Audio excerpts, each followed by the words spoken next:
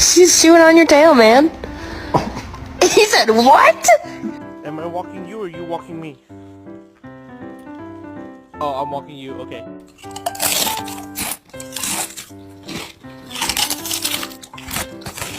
De la cintura y posteriormente va a hacer una revisión como le va a subir en los brazos.